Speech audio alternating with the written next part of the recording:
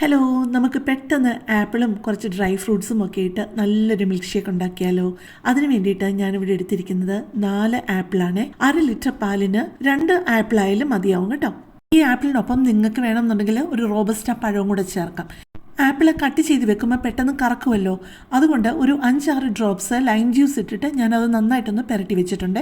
പിന്നെ കുറച്ച് dry fruits ഞാൻ ഒരു 5-8 മണിക്കൂർ സോക്ക് ചെയ്ത് വെച്ചിട്ടുണ്ട്. ഇപ്പോൾ കാണിക്കുന്നത് 3 അത്തിപ്പഴം ഫിഗ്, ഒരു 10-15 സ്പ്ലിറ്റഡ് കാഷ്യൂ, 6-7 ആൽമണ്ട്സും 3 വാൾനട്ട്സും. പിന്നെ നിങ്ങൾക്ക് പഞ്ചസാര ആവശ്യമുണ്ടെന്നുണ്ടെങ്കിൽ പഞ്ചസാര ഇടാം, അല്ലെങ്കിൽ തേന് യൂസ് ചെയ്യാം. ഞാൻ തേനാണ് യൂസ് ചെയ്യുന്നത്. ഇപ്പോൾ കാണിക്കുന്നത് സൺഫ്ലവർ സീഡും പംകിൻ സീഡുമാണ്.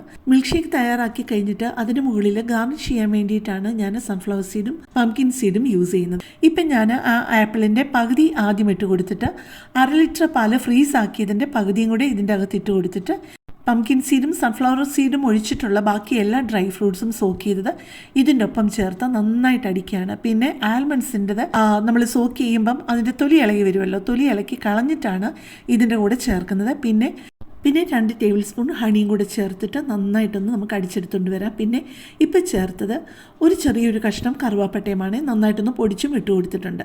ഇപ്പം ഇതേ ബാക്കിയുള്ള ആപ്പിളും ബാക്കിയുള്ള പാലും 2 ടേബിൾ സ്പൂൺ ഹണിയും കൂടി അതിൻ്റെ കൂടെ ചേർക്കുന്നുണ്ട്. ഏറ്റവും അവസാനം മധുരം പോരാന്ന് തോന്നിയത് കൊണ്ട് നിങ്ങൾക്ക് മധുരം വളരെ കുറച്ച് മതിയെങ്കിൽ 2 ടേബിൾ സ്പൂൺ ധാരാളം മതി. അല്ല ഈ ആപ്പിളിൻ്റെ മധുരം മതി എന്നുണ്ടെന്നുണ്ടെങ്കിൽ അവസാനം കുറച്ച് ഹണി കൊണ്ട് മുകളിലൊന്ന് ഡെക്കറേറ്റ് ചെയ്ത് നമ്മുടെ പംകിൻ സീഡും സൺഫ്ലവർ സീഡും മുകളിലൊന്ന് ഇട്ട് കൊടുക്കുകയാണ്.